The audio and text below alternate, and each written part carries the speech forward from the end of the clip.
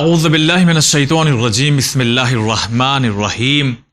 तमाम तारीफ़ें उस परवरदिगार आलम के लिए हैं जो आलमीन का पालने वाला है। दरूद व सलाम हो मुहम्मद व आले मुहम्मद अलैहिमुस्सलातु वस्सलाम पर।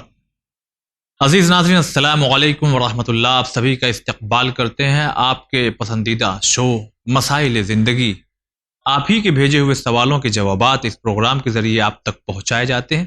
आज आपके आए हुए तमाम सवालों के जवाबात देने के लिए हमारे साथ स्टूडियो में मौजूद हैं हुज्जतुल इस्लाम वल मुस्लिमीन आली जनाब मौलाना वसी हसन खान साहब क़िबला।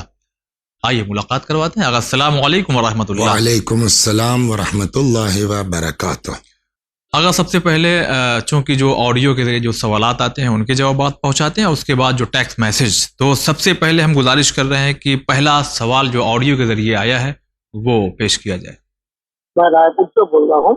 सवाल ये है कि बीबी सैयदा का बार बार रसूलुल्लाह के दरबार में जाना, मतलब रोज दरबार सजा है और सहाबी बैठे हैं, बीबी सैयदा आती थी और रसूलुल्लाह अपनी जगह पे बिठा लेते थे, तो क्या बीबी का इस तरह दरबार में जाना सही है? रवायत अगर सवाल इनका इस तरह से जो महसूस हुआ है कि इन्होंने कहीं सुना है कि शहजादी सलामुल्लाह अलैहा दरबार में जाती थी तो रसूलुल्लाह सल्लल्लाहु अलैहि वसल्लम उठ के खड़े हो जाते थे, तो इनका ये रवायत का पूछना सही है कि नहीं कि शहजादी का बार बार इस तरह से दरबार में जाना? जी अऊज़ु बिल्लाहि मिनश्शैतानिर्रजीम बिस्मिल्लाहिर्रहमानिर्रहीम।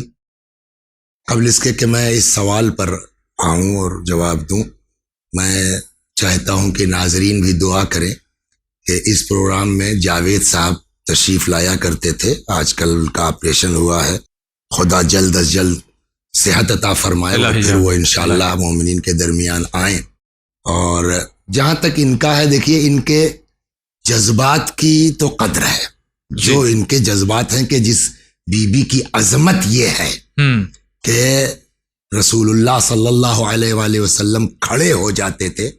और बात ये नहीं है कि खड़े होते थे, मैं इनके उसमें इजाफा कर दूं कि अगर ये होता कि काम लहा जी, तो इसका मतलब ये होता कि जब भी आती थी खड़े हो जाते थे।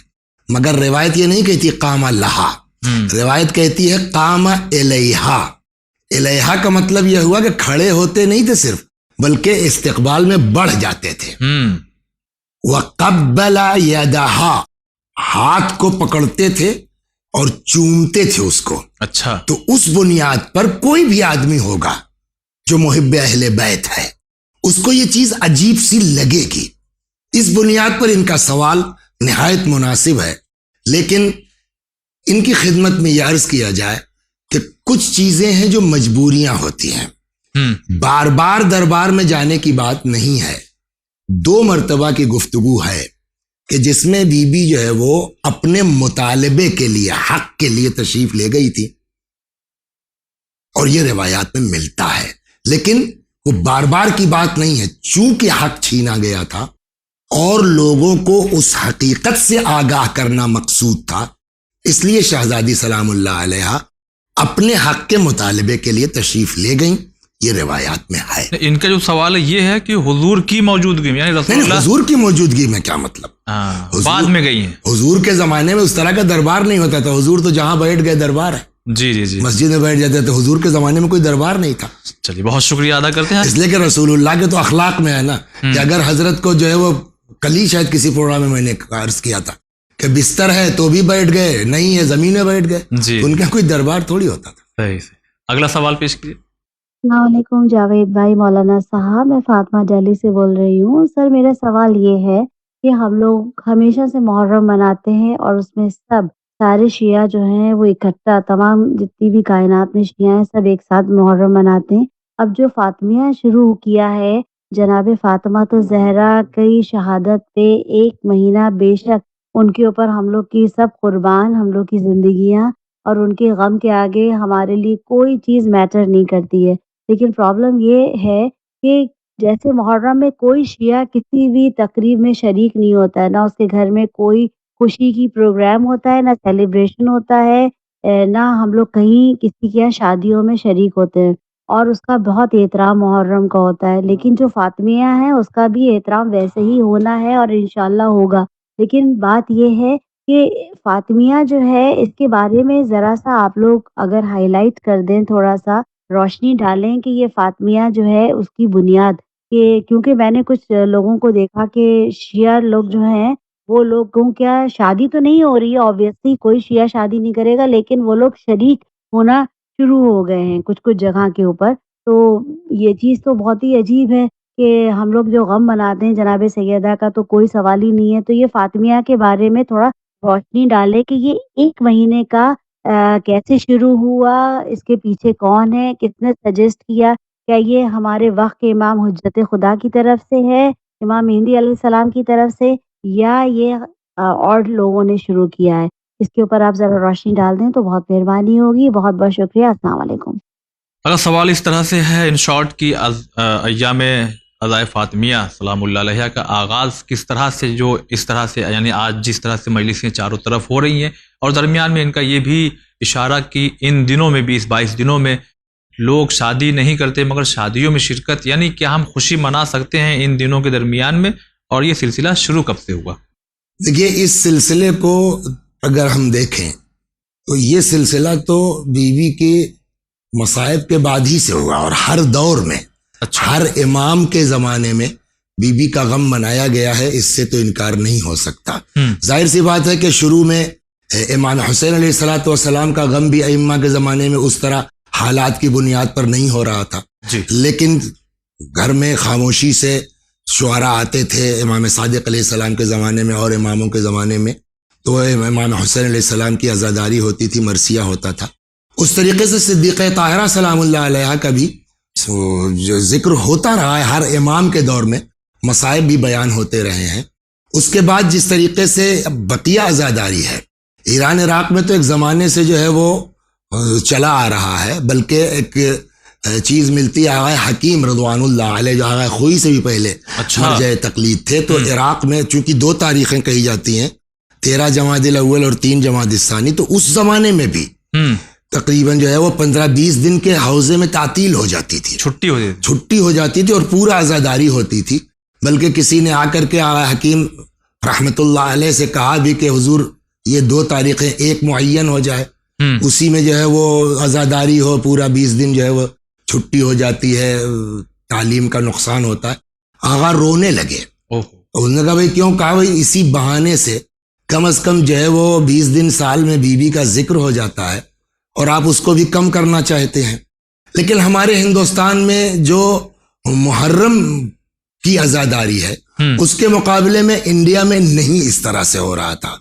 کہیں کہیں جو ہے وہ زنانہ تابوت نکل آیا یا عورتیں مجلسیں کر لیتی تھی، مردانی بھی ہوتی تھی تو بس 1 دن مجلس ہو گئی۔ اللہ کا شکر ہے ادھر 10-15 سالوں میں ہمارے مراجع کی توجہ سے، بعض بزرگ مراجع نے توجہ دی، یہاں مقامی ہمارے علماء بھی ماشاءاللہ جو اس پر متوجہ ہوئے، اور یہ سلسلہ اب اس صورت میں شروع ہوا ہے۔ اللہ کا شکر ہے، خدا اس میں اور اضافہ کرے۔ اب رہا ان کا دوسرا سوال کہ کیا ان ایام میں شادی بیاہ وغیرہ کرنا یا جو ہے وہ خوشی کے پروگرام میں شریک ہونا، تو ایک تو دیکھیے ائمہ اہل بیت علیہم الصلوۃ والسلام سے کلی طور پر ہمارے پاس گائیڈ لائن موجود ہے کہ جہاں امام نے فرمایا کہ ہمارے شیعہ ہماری خوشی میں خوش ہوتے ہیں اور ہمارے غم میں مغموم ہوتے ہیں، تو یہ ایک جو ہے وہ عمومی گائیڈ لائن ہمارے پاس ہے کہ اگر واقعی محب اہل بیت ہے تو اہل بیت علیہ السلام کے غم کے ایام میں کوئی خوشی کا پروگرام نہیں کرے گا۔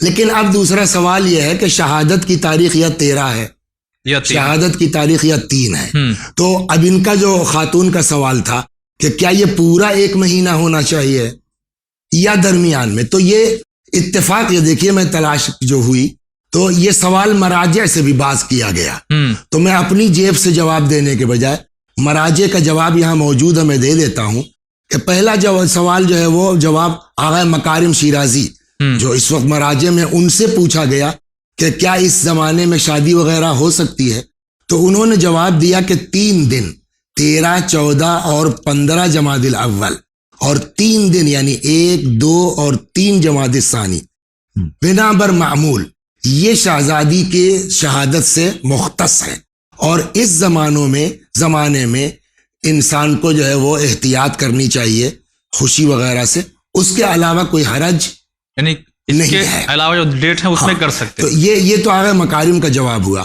رہبر آغا خامنئی حفظہ اللہ کا جواب یہ ہے کہ انہوں نے فرمایا کہ ایام شہادت بی بی کے 13 جمادی الاول ایک روایت کی بنیاد پر اور 3 جمادی ثانی دوسری روایت کی بنیاد پر تقریباً وہی جواب ہے کہ 1-2 دن قبل و بعد اس اور 1-2 دن قبل و بعد اس روایت کے آدمی کو شادی بیاہ سے پرہیز کرنا چاہیے. اور تقریباً یہی جواب جو ہے کلی طور کے اوپر مراجع کا ہے کہ اگر احانت نہیں ہو رہی ہے تو کوئی حرج نہیں ہے، لیکن یہ جو مخصوص تاریخیں ہیں 13-14 ہے یا ادھر 1-2-3 ہے، اس میں احتیاط کرنی چاہیے. بہت شکریہ. اور سیدھے سیدھے وہ حدیث موجود ہے کہ ہمارے شیعہ ہماری خوشی میں خوش اور ہمارے غم میں مغموم ہوتے ہیں. جی آگا اگلا سوال. السلام علیکم. میرا سوال یہ ہے کہ کیا اگر کوئی عالم نہیں ہوگا کیا وہ نماز کے وقت امامہ پہن سکتا ہے؟ اگر کوئی عالم نہ ہو پہن سکتا ہے، سر ڈھکنا مستحب ہے، امامے سے ڈھک لے، ٹوپی سے ڈھک لے، کسی سے بھی پہن سکتا ہے، کوئی حرج نہیں ہے. اگلا سوال.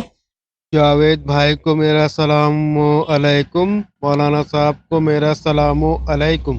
ہم درگاہ حضرت عباس بنیاد باغ ٹاپے والی گلی فرام لکھنؤ بابو بول رہے ہیں.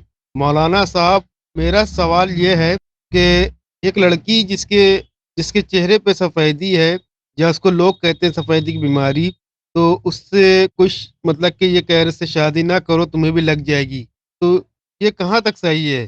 اور میرا دوسرا سوال یہ ہے مولانا صاحب کہ وہ کسی کی زمین رشتہ دار کی ہو یا پھر سرکار کی ہو، اس پر قبضہ کر کے رہنا، پھر نظر نیاز دلانا، مجلس ماتم کرنا اور اس کے بعد اپنے محروم ماں باپ کی نظر دلانا، یہ کیا صحیح ہے؟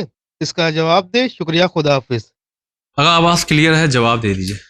دیکھیے، جہاں تک ان کا پہلا سوال ہے تو اس کا تعلق جو ہے وہ ہم سے نہیں ہے، لیکن چونکہ سوال آیا تھا اس لیے کہ یہ جواب تو ڈاکٹر دیں گے نا جی کہ کر سکتے ہیں نہیں کر سکتے ہیں، اس کا جو ہے وہ کیا نقصان ہوگا. تو چونکہ یہ لکھنؤ کے ہیں، یہ جانتے ہوں گے لکھنؤ میں اس وقت شیعوں کا سب سے بڑے ڈاکٹر اسد عباس صاحب MD DM. جی میں نے ان کو یہ سوال میسج کیا، پھر انہوں نے بیچاروں نے کال کر کے جواب دیا. پھر ایک ڈاکٹر صاحب ہیں بھوپال میں کلب عباس صاحب، ان سے بھی پوچھا، دونوں کی اوپینین ایک ہے. اچھا. انہوں نے جواب دیا کہ یہ بیماری چھوت کی نہیں ہے، اس کا تعلق جو ہے وہ ایسا نہیں ہے کہ آپ کو ہے تو دوسرے کو آپ سے لگ جائے گا. البتہ آنے والی نسل میں کیا اس کا اثر پڑے گا کہ نہیں پڑے گا، جو ان کے سوال میں نہیں ہے، لیکن اسد صاحب نے اس کا بھی جواب دے دیا، ان کے ہم شکر گزار ہیں.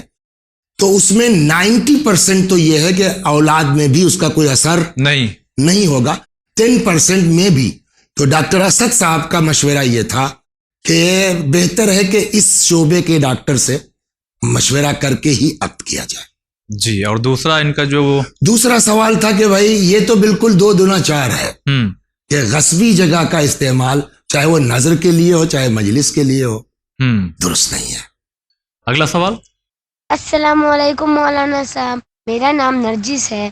میں نے ایک مجلس میں سنا ہے کہ قیامت کے دن بی بی سب شیعوں کی بخشش کرائیں گی، اور جو شیعہ بچ جائیں گے، جو شیعہ کی بخشش ہو چکے گی، وہ بچے ہوئے شیعہ کی بخشش کرائیں گی. کیا یہ روایت صحیح ہے؟ ہمارے سوال کا جواب ضرور دے. شکریہ، خدا حافظ. کیا یہ روایت صحیح ہے؟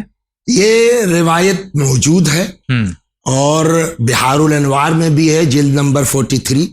جابر جعفی نام کے صحابی ہیں جنہوں نے امام باقر علیہ السلام سے اس طرح سے سوال کیا تھا کہ مولا حدثنی بحدیث فی فضل جدتک فاطمہ، مولا اپنی جدہ ماجدہ جناب فاطمہ کے سلسلے میں ایک ایسی حدیث سنا دیجئے کہ اذا حدثت به فرحوا بذلك، اذا حدثت به الشیعہ فرحوا بذلك، کہ جب ہم آپ کے چاہنے والوں کو یہ روایت بیان کریں تو خوش ہو جائیں. اچھا. اس پر امام نے پوری تفصیل بیان کی ہے کہ کس طریقے سے شہزادی سلام اللہ علیہ میدان محشر میں آئیں گی. چونکہ یہ سوال جواب لمبا ہو جائے گا، آخر خلاصہ کلام یہ ہے کہ جب بہشت کے دروازے پر پہنچیں گی تو آواز قدرت آئے گی کہ یا بنت حبیبی، میرے حبیب کی بیٹی آپ جائیے، ہم نے آپ کے لیے بہشت کا حکم دے دیا ہے. جناب فاطمہ زہرا سلام اللہ علیہ کا جواب ہوگا کہ آج میں اپنی حیثیت دیکھنا چاہتی ہوں.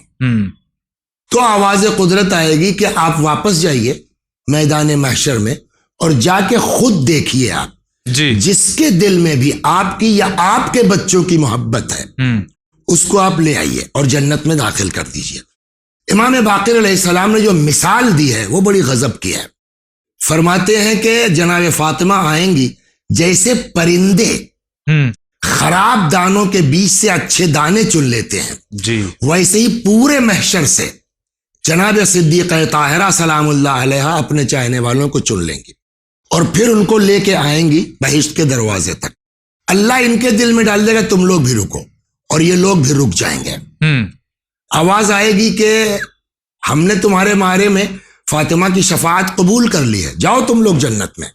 تو یہ لوگ جواب دیں گے ہم لوگ بھی اپنی حیثیت دیکھنا چاہتے ہیں. اچھا, تو اللہ ان سے کہے گا کہ پھر آپ لوگ بھی جائیے محشر میں اور وہاں جا کے دیکھیے جس نے بھی آپ کو فاطمہ کے نام پر کھانا کھلایا ہو, جس نے بھی تم لوگوں کو فاطمہ کے نام پر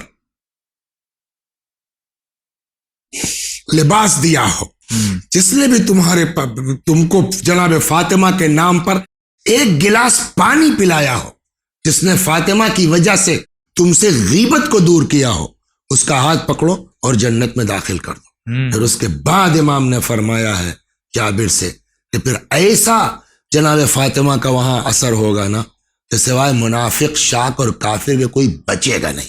تو یہ روایت ہمارے یہاں کتابوں میں موجود ہے. بہت اچھا سوال بیٹی کا تھا, خدا ان کو ترقی دے, جزائے خیر دے انشاءاللہ. اگلا سوال. السلام علیکم, میں سمینا شیخ بول رہی ہوں. میرے پتی میری ایک بھی بات سنتے نہیں ہیں. دوسروں کی میری فیملی میں ان کے بھائیوں کے بچے ہیں, ان کے بچے لے کے گھومتے ہیں اور وہ پھر مجھے تانے مارتے ہیں. اب ایسی کوئی مجھے آیت یا دعا بتائیے جس سے میرے پتی ان کے بچوں سے اور ان کے بھائیوں سے دور رہے اور صرف میرے قریب اور میرے بچے کے, کیونکہ ان کے بھائی کام کو گئے کے بعد وہ ہم لوگوں کو ستاتے ہیں, تانے مارتے ہیں, پوائنٹ مارتے ہیں. میں میرے پتی کو بولے تو بھی میرے پتی سنتے نہیں ہے, سمجھتے نہیں ہے. وہ نہ کے بچوں کو لے کے جاتے ہیں گھومنے گھمانے, ہمیں نہیں لے کے جاتے, میرے بچے کو لے کے نہیں جاتے. اور پھر وہ گھما کے لے کے آتے, پھر ان کے ماں باپ وہ چلاتے ہیں اور ہمیں سناتے ہیں سب. میں پتی کو بولے تو میرے پتی سمجھتے نہیں, میرے پتی بولتے ہیں بولنے دے, کرنے دے کر کے. اور وہ بچے بھی ان کے پیچھے رہتے ہیں, میرے پتی بھی ان کی فیملی کے پیچھے رہتے. کوئی آیت یا دعا بتائیے جس سے میرے پتی ان کی فیملی سے, ان کے بچوں سے دور رہے اور میرے قریب اور میرے بچے قریب رہے انشاءاللہ. اگر سوال ان شارٹ یہ ہے کہ یہ کہہ رہی ہیں کہ ہمارے جو شوہر ہیں وہ بھائی کے بچوں کو, یعنی اپنے بھائی کے بچوں کو گھماتے پھراتے ہیں اور ان پر توجہ دیتے ہیں اپنے بچوں پر, اور خود ہم کو توجہ نہیں دیتے, اور کچھ یعنی اس معاملے میں دعا مانگ رہی ہیں کہ وہ ان کو چھوڑ کر کے بس ساری توجہ ہمارے اوپر ہو جائے. دیکھیے میں دونوں سے گفتگو کرنا چاہتا ہوں, ان کے شوہر سے بھی ہو سکتا ہے وہ دیکھ لیں. روایت یہ کہتی ہے کہ کل کو قیامت میں, دیکھیے ہم آپ ہر آدمی خطا کار ہے جی, ہر آدمی مجرم ہے. ضرورت ہے کہ اللہ ہمارے اوپر رحم کرے, بغیر اس کے نہیں ہوگا. تو اس رحم کے لیے کرائیٹیریا ہے کہ کس پر کس بنیاد پر رحم ہوگا. تو کل کو قیامت میں روایت کہتی ہے کہ اللہ ہمارے اوپر اسی اعتبار سے رحم کرے گا جیسا ہم نے دنیا میں اپنی اولاد کے ساتھ کیا ہے. اچھا, یہ بات ذہن میں رکھیں. بلکہ حتیٰ اتنی تاکید ہے شریعت میں کہ حتیٰ کہ بچوں کے چومنے تک کا ثواب روایات میں بیان کیا گیا ہے. امام حسن امام حسین کو رسول اللہ ایک دن چوم رہے تھے. ایک آدمی بیٹھا تھا, تو اس نے کہا صاحب میرے تو 10 بیٹے ہیں, میں نے آج تک نہ چوما کسی کو. پیغمبر نے فرمایا کہ اگر اللہ نے تیرے دل سے رحم نکال لیا تو میں کیا کروں. ایک روایت میں ہے کہ ہر بوسے کے بدلے جی اللہ جو ہے وہ والدین کو ایک نیکی عطا کرتا ہے. تو اس بہانے سے اور بھی جو والدین اگر سن رہے ہیں تو اولاد سے اظہار, دیکھیے دوسروں کے بچوں سے بے شک ہونا چاہیے, بھائی کے بچے ہیں, بہن کے بچے ہیں, سب کا خیال ہونا چاہیے صحیح. لیکن اس کا مطلب یہ نہیں کہ آدمی اپنے بچوں سے بے توجہ ہو جائے. इसकी सख्त जवाबदेही अल्लाह की बारगाह में होगी। जी जहां तक रहा इन खातून का, तो इनको मैं देखिए कोई दुआ वगैरह में क्या, आदमी अपना जो है वो किरदार अखलाक करे, धीरे धीरे अल्लाह की बारगाह में फरियाद करता रहे। लेकिन एक चीज इनकी तस्कीन के लिए मैं कहता हूं कि इस तरह की औरतें, उनके लिए रिवायत मौजूद है कि अगर कोई औरत अपने शौहर की इस हरकत बदअखलाकियों पे सब्र करती है तो अल्लाह उसको जनाब आसिया के बराबर अजर और सवाब इनायत फरमाता है। अच्छा बहरहाल मोमिनीन भी दुआ करें इस खातून के लिए, हम लोग भी दुआ करते हैं कि अल्लाह इनके मुश्किल को हल फरमाए इंशाअल्लाह। इंशाअल्लाह। अगला सवाल।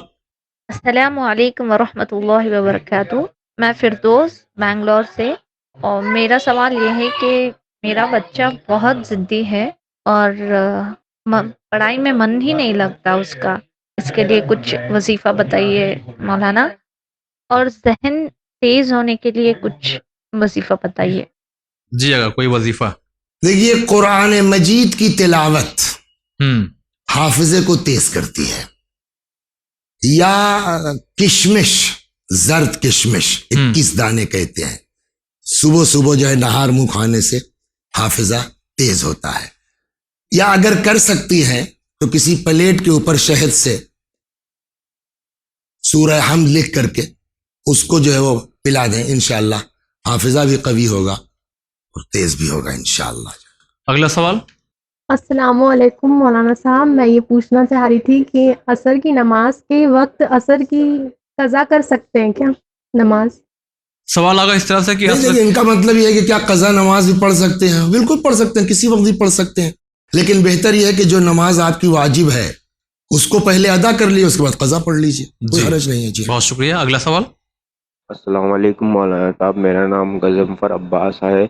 मेरा सवाल ये है कि एक हमारे यहाँ पे एक भाई है जो जब भी बात करते हैं तो इस लहजे में करते हैं कि सामने वाले को बुरा लग जाता है, लेकिन वो हमेशा सच कहने की उनको आदत है, तो वो कहते हैं तो किसी मोमिन को दिल पे वो बात लग जाती है, तो क्या उनको इस बात का गुनाह मिलेगा कि वो सामने वाले मोमिन के बाद दिल पे बात लग चुकी है?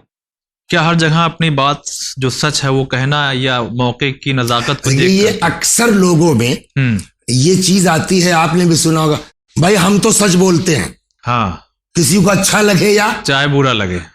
ठीक है, सच बोलना बहुत अच्छी बात है। हुत्ततिल खबाइस फी बैतिन व मिफ्ताहुहु अल-किज़्ब, सारी बुराइयों को एक हुजरे में कैद कर दिया गया और उसकी चाबी क्या है? झूठ है। तो झूठ बोलने से सख्ती से मना किया गया है। सच बहरहाल बोल, लेकिन हर जगह बोलना जरूरी नहीं है। अगर कहीं आपके सच से फितना फैल रहा है, कहीं आपके सच से जो है फसाद बर्पा हो रहा है, तो आपसे किसने कहा बोलिए, आप खामोश रहिए ना जी। गीबत भी जो है वो सच ही बोलने का नाम है। हाँ। कि आप किसी के पीठ पीछे जो है उसकी जो है वो बयान कर रहे हैं, उसको बुरा लगे, तो गीबत भी तो सच ही का नाम है ना। अगर झूठ होता तो बोहतान हो जाएगा जी। तो सच बोलना अच्छी बात है, लेकिन मौका महल देख के बोलना ये सबसे अहम चीज है जी। आगे बल्कि कहीं कहीं तो यह है कि दुरूग मसलहत आमेज बे जिरास्ती फितना अंगेज, झूठ बेहतर है। मसलन दो लोगों को एक करना है, अब आपसे जो है किसी ने आपको गाली दी, मैंने कहा भाई क्या बात है, आजकल बड़ा आपसे की तारीफें कर रहे हैं, वो आपके दिल में जगह पैदा हुई, धीरे धीरे बात खत्म हो गई। ये झूठ बेहतर है उस सच से जो फसाद बर्पा करते हैं। अगला सवाल। अस्सलाम वालेकुम मौलाना साहब, हमारा सवाल ये है कि मैं स्कूल से 12 बजे जाती हूँ और 6 बजे आती हूँ, तो मैं स्कूल से आने के बाद नमाज पढ़ सकती हूँ? खुदा हाफिज़, हमारे सवाल का जवाब जरूर दें। अगर ये किस शहर से बिल्कुल है, पढ़ सकती हैं। अगर वक्त है तो अदा मानी जाएगी, वक्त नहीं है तो कज़ा मानी जाएगी। पढ़ तो आदमी सकते ही है और पढ़ना चाहिए, जब भी वक्त मिले तब भी पढ़े। कोशिश करे कि जो है वो अगर वक्त के अंदर पढ़ ले तो बहुत अच्छी बात है जी। बहुत शुक्रिया। अगला सवाल। अस्सलाम वालेकुम वरहमतुल्लाह। पिछली बार मैंने सवाल किया था हिजामा से रिलेटेड, तो जवाब से मुतमईन नहीं हो पाया हूँ। एक्चुअली सवाल ये था कि हजामा जब मैंने किया है तो वक्त नमाज है और नमाज वज़ू भी कर लिया, नमाज मैं पढ़ रहा हूँ।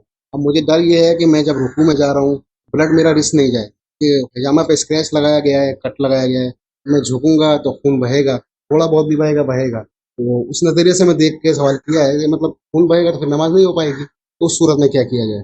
पिछली बार मुझे जवाब दिया था कि अज़ाए वुज़ू पे आपका हजामा नहीं हुआ है, तो ठीक है अज़ाए वुज़ू पे हजामा नहीं हुआ है, लेकिन कट लगा है बॉडी पे, पीछे लगा है, जब मैं रुकू में जाऊँगा तो खून बहेगा। बस इसी हिसाब से मैंने सवाल किया, उसका जवाब दीजिए। मुतमईन नहीं हो पाया पिछली बार। शुक्रिया। हिजामा कराने के बाद जो कट लगा है, नहीं, मैं बात इनकी समझ गया हूँ। वो पुश्त वगैरह पर वो लगाते हैं फासिद खून निकालने के लिए जी। तो इसमें मसला नंबर 834 अगर वो देख सकें, जो है वो खुद आगा सिस्तानी का जो फतवा है इस सिलसिले में कि किस सूरत में आदमी नमाज पढ़ सकता है। नंबर 1 कि अगर मजबूरी है आदमी की, कोई और सूरत नहीं है तो नमाज पढ़नी है, चाहे जितना खून हो आप नमाज पढ़िए जी। दूसरी सूरत यह है कि रुकू करने गए, सजदा करने गए, कुछ खून निकलता है, तो खून के साथ इसको कहते हैं दिरहम बगली, ये अंगूठे के बराबर इकट्ठा हो या अलग अलग हो।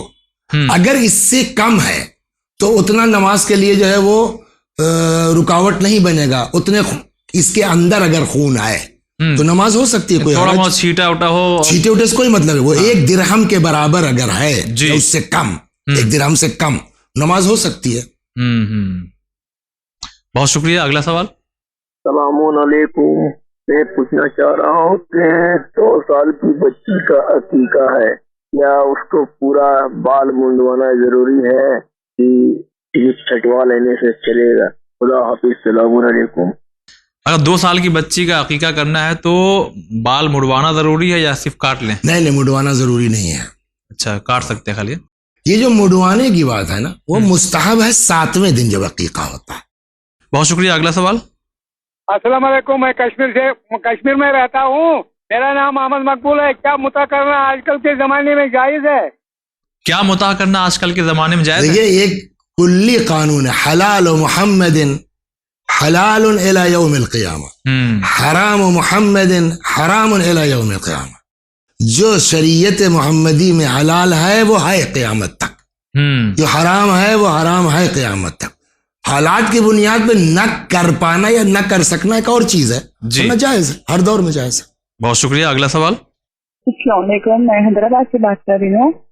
मुझे एक सवाल सुना था, जावेद साहब, इरफान साहब और मुझे भी मौलाना है, उनको अस्सलाम वालेकुम, हम सदा मासूम आप लोगों को सलामत रहे। ये जो इन आप लोग घर बैठे जो हम लोगों को दीनी बातें बता रहे हैं, बहुत बहुत एहसान, बहुत बहुत शुक्रिया है आप लोगों का। हम विन चैनल का बहुत बहुत शुक्रिया अदा करते हैं। मुझे एक सवाल है कि मेरे हस्बैंड 2 शादी करे, मैं उनकी सेकंड वाइफ हूँ। मेरे को ये नहीं मालूम कि उन्होंने मतलब मुझे बताए थे कि 15 साल के बाद मतलब 15 इयर्स कंप्लीट हो गया शादी होकर कि उन्होंने एक भी रात मेरे पास नहीं रहते, ठीक है। तो क्या अल्लाह खुदा के पास इसका जवाब उनको देना है? मैं बहुत बार उनसे पूछ चुकी हूँ कि आप पेट में रहते हैं, बच्चे हैं, बोलते बताई है उनकी, तो वो कुछ भी जवाब नहीं देते हैं। तो बोलते कि तुमको क्या होना है बोलो, मैं वो पूरा कर देता हूँ, मुझे बता दो। नहीं तो मुझे ये नहीं समझ में आता कि अब मतलब शराब में तो अगर 4 शादी भी करे तो सबको बराबर हक देना है, लेकिन ना मेरे पास रहते ना मेरे को कहीं पर लेके जाते। क्या ये कहीं कर रहे हैं उन्होंने? मेरे इसका जवाब चाहिए था। खुदा हाफिज। अगर 15 साल हो गए शादी के, शौहर और दूसरी ये बीवी हैं, शौहर इनके करीब भी, बकौल इनके करीब भी नहीं जाते, कहीं लेके भी नहीं जाते, इसका इनको हिसाब देना होगा। असल में देखिए, कभी कभी जो है वो शरीयत की जो छूट है ना, उसका आदमी मिस यूज करता है। अब ये बात मशहूर हो गई है कि जैसे कि इन्होंने भी माँ खातून ने कहा कि शरीयत से 4 शादी हो सकती है, बेचारी कह रही हैं, लेकिन शरीयत ने कंडीशन क्या लगाई है वो तो देखा जाए ना। कुरान मजीद जब आप पढ़ेंगे तो ठीक है, कुरान ने स्टार्ट किया यहां से, फनकहू मा ताब लकुम मिनन निसा मसना व सुलासा व रुबा, कि तुम शादियां कर सकते हो 2, 3, 4, लेकिन आगे जो कंडीशन लगाई है उससे अगर आप गौर करें तो एक से ज्यादा के करीब नहीं जा सकता आदमी। फ़इन खिफ्तुम अल्ला तादिलू फवाहिदा, अगर तुमको इस बात का डर है कि तुम अदालत नहीं कर पाओगे तो खबरदार 1 शादी। कुरान का हुक्म है। तो ऐसा नहीं कि आपको 4 छूट दे दी गई और आपने शादी कर ली है तो फिर आपकी कोई जिम्मेदारी नहीं है। 4 दिन से ज्यादा आप अपना बिस्तर बाहर नहीं लगा सकते, 4 महीने से ज्यादा आप जो है ताल्लुकात ज़ौजियत ज़ौजा से मुनक़ता नहीं कर सकते, और न कल को जिन्होंने कहा ना कि हिसाब, बिल्कुल हिसाब देना पड़ेगा क़यामत में इसका, और शदीद हिसाब है, सख्त हिसाब है। मैं पूरा करूंगा मतलब बात पैसे से नहीं है, हर जरूरत पूरा करना है मैं। जी जी जी, बहुत शुक्रिया। अगला सवाल। अस्सलाम वालेकुम मौलाना साहब, मैं नमाज सीख रहा हूँ, मुझे तशहुद नहीं आता, मैं बिना तशहुद की नमाज पढ़ सकता हूँ? वालेकुम अस्सलाम बेटा, जीते रहिए, अल्लाह आपको तौफीक दे, लेकिन जब तक याद नहीं हो रहा है तब तक लिख लीजिए, लिख के सामने रखिए, हाथ पे रखिए, देख के पढ़ लीजिए, वरना बगैर तशहुद के कैसे होगा मेरे लाल। तशहुद तो जो है वो अरकान में से है। जी बहुत शुक्रिया। अगला सवाल। अस्सलाम वालेकुम जैद भाई और मौलाना साहब, मैं आशिफ हुसैन आकर मुल्ला बड़े गाँव कश्मीर से बोल रहा हूँ। मौलाना साहब मेरे एक सवाल यहाँ पर है, बहलुल दाना कौन था, वो कहाँ का रहने वाला था, वो फकीरी की हालत में पहले से था या बाद में हुई? हमको इसके बारे में बहुत सुना है। बाकी अगर हजरत बहलुल दाना के बारे में ये पूछना चाह रहे हैं कि वो पहले भी वैसे ही थे जैसा ये सुनते हैं। बहलुल दाना रज़वानुल्लाह अलैह जी शिया फकीहों में इनका शुमार है। फकीह हकीम शायर, ये शागिर्द हैं खास और सहाबी हैं इमाम जाफर सादिक सलामुल्लाह अलैह और इमाम काज़िम अलैहिस्सलाम के। इनका नाम है वहब इब्ने अम्र या अबू वहब इब्ने अम्र। ये फुक़हा शुआरा में से हैं। इनके दीवाना होने के 2 सबब बयान किए जाते हैं और मुमकिन है कि दोनों सही हो।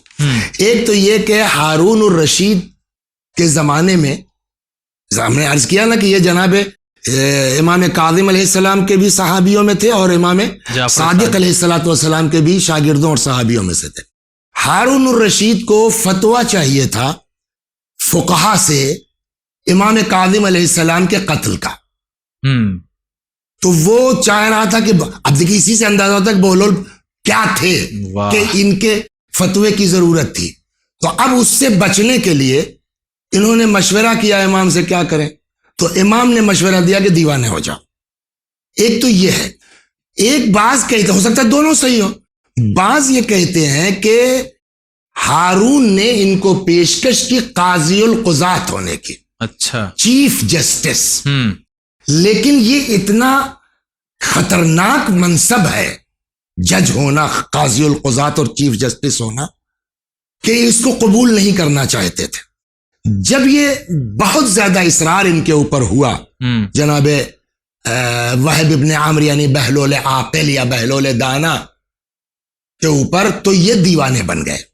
और अचानक लोगों ने देखा सुबह कि वो एक लकड़ी लिए हुए हैं और उसके ऊपर जो है वो बाजार में कूद रहे हैं। अरे भाई हट जाओ, नहीं मेरा घोड़ा तुमको लात मार देगा। ये बात हारून तक पहुंची तो हारून ने कहा भाई जाने दो। लेकिन ये कहा हारून ने कि ये आदमी इसलिए पागल बना है कि इसको जो है वो ये मनसब कबूल नहीं था। तो बहलुल आक़िल पहले आक़िल थे, फ़क़ीह थे, हकीम थे, शायर थे, मसलहत दीन के लिए पागल बने हुए थे। ये बहुत बड़ा कारनामा उनका और कलेजा है जो हर आदमी के बस में नहीं है। सलामुल्लाह अलैह रिज़वानुल्लाह अलैह। बहुत शुक्रिया। अगला सवाल। अस्सलाम वालेकुम मौलाना साहब, मैं शगुफ्ता बोल रही हूँ।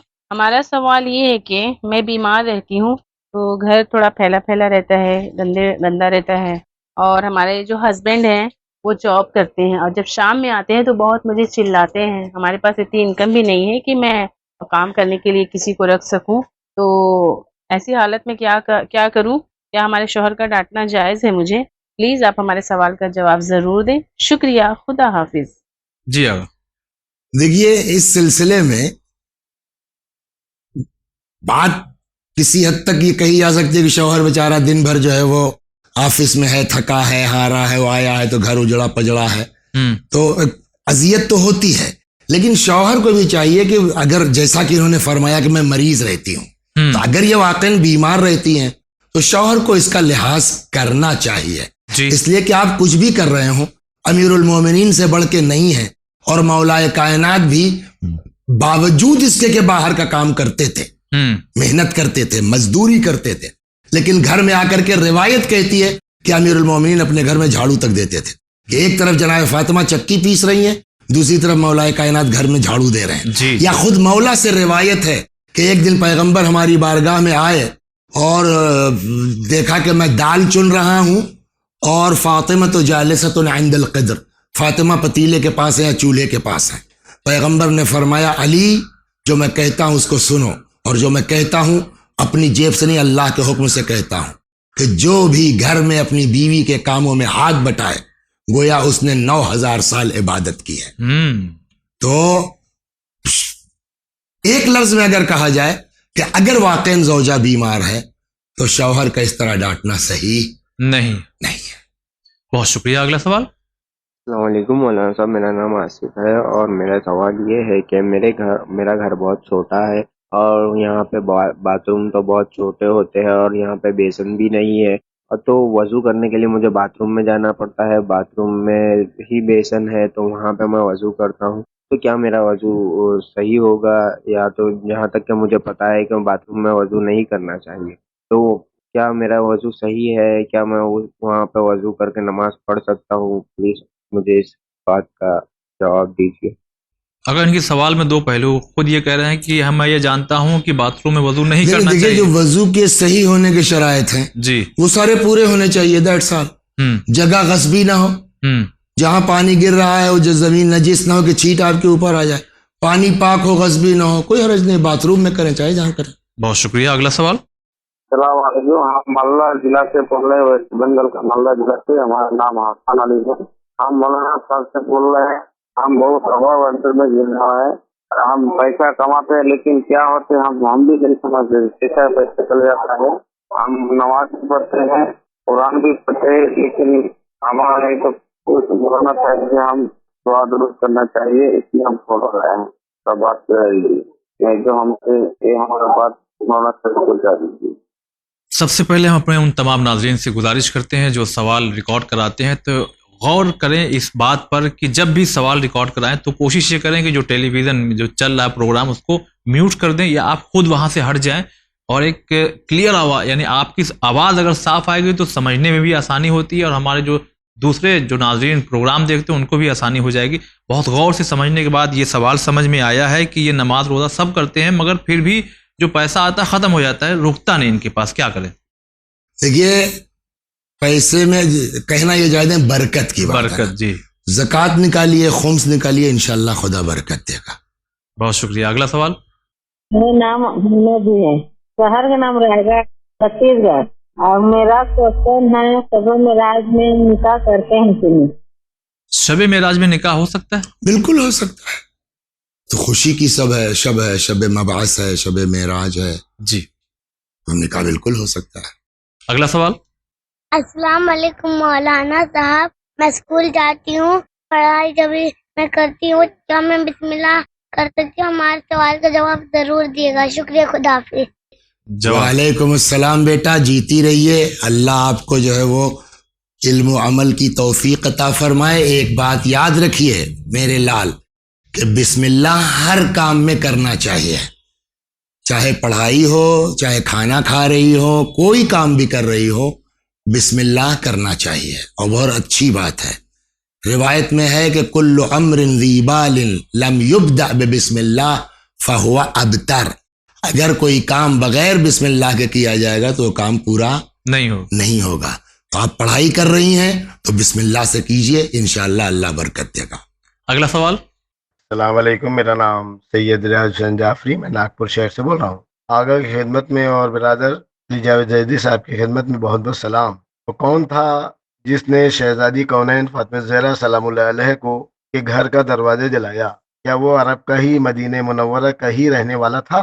اس کا نام کیا تھا؟ اور جس نے جناب فاطمہ زہرا سلام اللہ علیہ کو ضرب لگائی جس سے جناب محسن علیہ السلام شہید ہو گئے, یہ بھی مسلمان عرب مدینہ منورہ کا ہی تھا. اس کا کیا نام ہے؟ اور برادران اہل سنت کی وہ کون سی کتابیں ہیں جس میں یہ تذکرہ ملتا ہے؟ جواب عنایت فرمائیں. شکریہ, خدا.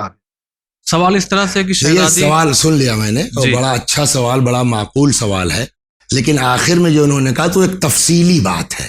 تو اس تفصیلی کے لیے اتنا تو ہم جواب دے سکتے ہیں, ہاں بھائی مدینے کے تھے, جی اس میں ایک آدمی ہے جس کا نام قنفذ بھی تھا. لیکن جو تفصیلات انہوں نے چاہی ہے تو یہ پروگرام میں اس کی گنجائش نہیں ہے. میں سمجھتا ہوں کہ آپ ہی کے یہاں ایک پروگرام چل رہا ہے آج کل خاتون جنت جس میں برادر مولانا ذکی صاحب اور مولانا ذوالفقار صاحب قبلہ جو ہے ان لوگوں نے کافی محنت اور آپ کے ساتھ ہی ہے شاید جی ہاں کافی محنت کے ساتھ یہ پروگرام ہے. تو آج کل آ رہا ہے یوٹیوب پہ بھی موجود ہے. اس کو آپ جو ہے وہ توجہ کے ساتھ سن لیجئے اور بہت معلوماتی پروگرام ہے. انشاءاللہ آپ کو ان ساری چیزوں کا جواب مل جائے گا. بہت شکریہ. اگلا سوال. السلام علیکم جاوید رحمان صاحب، میں محمد جیری سے بول رہا ہوں. پہلے تو آپ کو بہت بہت مبارک ہو امام زید العابدین علیہ السلام کی پیدائش. جی جاوید بھائی، میرا سوال ہے اگر اس کی وضاحت کر سکے تو آپ کی بہت بہت مہربانی ہوگی. جی میرا پہلا سوال تو یہ ہے جاوید بھائی کہ ایک میں نے روایت سنی ہے، اس میں یہ بتایا کہ کوئی جناب طارق تھے جو کہ مدینے میں تھے اور رسول کریم سے 100-150 برس پہلے وہ ان کی پیدائش ہوئی تھی اور انہوں نے نبوت کا دعویٰ کیا تھا اور وہ نبی تھے. تو کیا یہ بات درست ہے؟ اگر اس کی آپ وضاحت کر سکے تو آپ کی بہت بہت مہربانی ہوگی. اور دوسرا سوال میرا یہ ہے کہ جو علوی حضرات ہوتے ہیں جو مولا علی کی اولادوں میں سے ہوتے ہیں، اور تو یہ اور جو الویات ہوتے ہیں، الویات جنہیں ہم نصیری بھی کہتے ہیں، جو میں ابھی سیریا گیا تھا تو میں نے ان سے ملاقات بھی ہوئی تھی، تو کیا یہ دونوں ایک ہی ہوتے ہیں الوی اور الویات، یا ان میں دونوں میں ڈفرینس ہوتا ہے؟ اگر ان دو سوالوں کی وضاحت کر سکتے تو آپ کی بہت بہت مہربانی ہوگی. بہت بہت شکریہ. السلام علیکم. کیا ایسا ہے کہ پیغمبر اکرم صلی اللہ علیہ وسلم جب مدینہ پہنچے تو 100-150 سال دیکھیے پہلے جناب عیسیٰ کے بعد کوئی نبی نہیں ہے، رسول اللہ ہی ہے. اس بیچ اس کو فطرت کا زمانہ کہتے ہیں، کوئی نبی. ہاں خود رسول اللہ کے زمانے میں یا ان کے بعد کچھ لوگوں نے جھوٹی نبوت کے دعوے کیے ہیں. طارق نام کا تو نہیں پڑھا ہم نے، لیکن اور کچھ نام ہے. جیسے سب سے مشہور نام مسیلمہ کذاب کا ہے، تو اس کا نام ہے مسیلمہ ابن ثمامہ. اس نے دعویٰ کیا. دوسرا آدمی ہے اسود انسی کر کے، یہ یمن کا رہنے والا تھا، اس نے نبوت کا دعویٰ کیا. تیسرا آدمی ہے طلیحہ یا طلیحہ ابن خویلد اسدی، اس نے نبوت کا دعویٰ کیا ہے، اور یہ لوگ پھر بعد میں مارے بھی گئے ہیں. اور اگر ان کا جو دوسرا سوال تھا کہ علوی اور علویات یہ ایک ہی ہے، یعنی امام علی کی، دیکھیے اس میں ہم کو ذرا سا تفصیل میں جانا پڑے گا کہ یہ علوی جو ہے یہ نسبت ہے امیر المؤمنین سلام اللہ علیہ کی طرف. تو یہ دو طرح کی نسبت ہے. ایک علوی وہ ہے جو مولا کائنات امیر المؤمنین سلام اللہ علیہ کی نسل سے ہیں، جی وہ بھی علوی کہہ سکتے ہیں، حیدری علوی، سمجھ گئے آپ. ایک علوی وہ لوگ ہیں جو شام وغیرہ میں پائے جاتے ہیں، جن سے اسلام سے کوئی تعلق نہیں، جن کو نصیری کہہ لیجئے. اچھا، تو وہاں ان کو شاید علوی کہتے ہیں. تو وہ علوی الگ چیز ہے، یہ علوی الگ چیز ہے. یہ علوی یعنی اولاد امیر المؤمنین سلام اللہ علیہ. وہ شام میں جو علوی ہوتے ہیں یا پتہ نہیں ہے کہ نہیں ہے، وہ نصیری، وہ الگ چیز ہے. اب جہاں تک رہی بات آپ کیا فرمائیں علویات، یہ جو ہے وہ دیکھیے یہ نسبت کی بات ہے، اور جس کو کیا کہتے ہیں نا پلیورل. علوی یہ میل ہے نسبت مولا کی طرف، علویہ یہ فیمیل ہے. جیسے کوئی سید ہے تو علوی ہے، کوئی سیدانی ہے تو علویہ ہے. اب اسی کا جب پلیورل بنائیں گے آپ، میل کا علویون، فیمیل کا علویات. لیکن وہ دوسرا علوی جو نصیری کے معنی وہ ایک الگ چیز ہے. دونوں میں فرق ہے زمین و آسمان کا. جی اگلا سوال. السلام علیکم، مسانپور سے بول رہی ہوں. میرا سوال یہ ہے کہ جو شادی ہوتی ہے ہم لوگوں کی، پھر بعد تو پیروں میں سکھی پہنی جاتی ہے، کہیں کہیں پہ بچھیا کہتے ہیں اس کو، وہ کیسا ہے؟ اور میرا دوسرا سوال یہ ہے کہ ہفتے میں عورتوں کو کتنے بار نہانا چاہیے، اور مطلب کہ کس دن نہیں نہانا چاہیے؟ یہ ہے میرا سوال. السلام علیکم، خدا حافظ. شادی کے بعد پیروں میں چٹکی پہننا کیسا، اور خواتین ہفتے میں کتنے دن نہا سکتی ہیں؟ کوئی حرج نہیں ہے. آدمی زینت کے لیے کوئی چیز بھی استعمال کر رہا ہے، کوئی حرج نہیں ہے. چٹکی اول تو میں سمجھا ہی نہیں کیا چیز ہے، لیکن پتہ کیا تو معلوم ہے کوئی حرج نہیں ہے. نہانے کی کوئی پابندی نہیں ہے. النظافۃ من الایمان، صفائی ایمان کا جز ہے. آپ جب تک چاہیے جتنا چاہیے جان نہا سکتے. ہاں، پابندی کوئی نہیں ہے.